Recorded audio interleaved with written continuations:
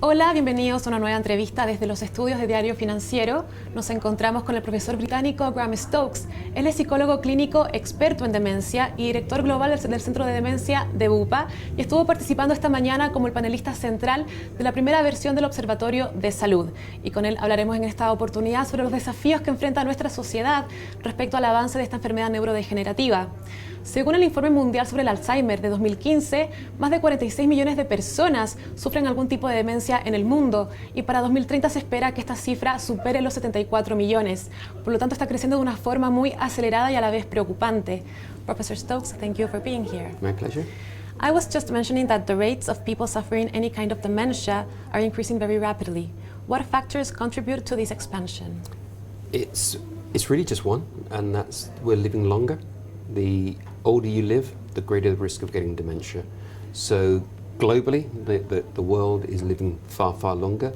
Chile in particular, your life expectancy is probably double. It's gone from probably the mid-60s to around 80 in just 20 to 30 years. That's the reason. In Chile, we have a special situation. There's a large population of elderly people. Our life expectancy is the second highest in the Americas. We're just behind Canada. And we're also noting an increase of dementia. But on the other hand, we're a developing country and we have a precarious health system. So what are your views about the challenges Chile has to face? You have different challenges, which I think are an opportunity. In high-income countries like the United States, Australia, the UK, they've invested a lot of money in the care of people with dementia and have got it very wrong indeed. So what we can say is that money is not always the solution. I think what we have to do is think very differently. There is no elegant medical breakthrough on the horizon, no new drugs. So you can't be expecting over the next 10 or 15 years for there to be treatments. So I think what we have to say is that we have to give people an idea of what the risks are and help them reduce their risks of getting dementia. And there is what we refer to as civic responsibility. And what that is actually asking communities to look after their own people, supported by health and social services, but not in the way that we've typically done it with hospitals and care homes, but actually saying that people with dementia live for about 8 years after a diagnosis when they don't need care, they need support. And that support is probably best delivered by their own families, but those people need to be supported by their wider communities. Let's talk about how we can tackle this issue.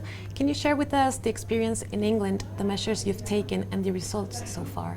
Well, in England, we knew probably 40 years ago that there was a major crisis on the horizon because of the aging of the population. Our average life expectancy is very similar to Chile's. And the response of England was to basically say the public sector could not afford to care for people with dementia and ask the independent sector to build care homes. And so probably about 40% of all people with dementia in the UK are living in care homes. There's roughly about 300,000 people. But what that meant is nobody took any notice about those people who are living for the 5, 8, 10 years before they need care in a care home. And what those people do is drift. They drift to crisis. They're largely abandoned. They have families that are stressed and exhausted. And when nobody can cope anymore and dependency is great and distress is enormous, then the health and social services step in and give people hospital and care home care. It would be far, far better if what was happening was that after a diagnosis, people had somebody appointed to them who was going to monitor their way of living, monitor their deterioration, prevent crises, help the community start to get a sense of you can help care for somebody. And then when the needs are great, then you see government providing the hospital and the care homes. But if you haven't got the beginnings covered, then you have an awfully traumatic, crisis-driven end. And that's in many ways what it's like in the UK, it's in the United States, and many other high-income countries. We've always focused our attention on those in the greatest need, not realizing if you start at the beginning with people who have less need, you might actually give them a better life and reduce the numbers who have great need at the end. You spoke about the goal of living in a dementia-friendly society by 2030. What are the characteristics of this type of community? If I'm being honest, I would have to say I'm still not sure. There is some great work going on in many countries. Bupa's doing some work with New Zealand to see how you can actually deliver a dementia-friendly community. I think what you need is three things. One, dementia awareness. I think the population has to be aware of what dementia is and what it's not, to get an understanding of how it's like to live with dementia, so you can be compassionate and kind as well as supportive. And I think if you start to create communities that are aware, then the next step is to say, how should you design a community? We know that people with dementia struggle with complex things, and so we need to simplify design. People with dementia suffer with memory problems, so it's very difficult for them to remember where's the pharmacy, where's the supermarket. So we're asking urban designers to design town centres that support people who have difficulty making decisions and remembering. And then I think what you need is retail, transport, that offer transportation systems and shops that actually help people. And what specific measures can people take, or what changes can they do at their homes, at the schools, and at the jobs, like in everyday life? I think schools is an excellent point to make. There is a lot of stigma in dementia. There's a lot of shame, a lot of embarrassment. It's even one of the reasons why people don't go for a diagnosis, because they're so embarrassed.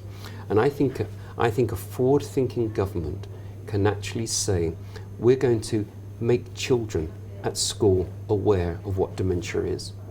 And I think when you do that, you realize that many children will say, I think my granddad or my grandmother has dementia.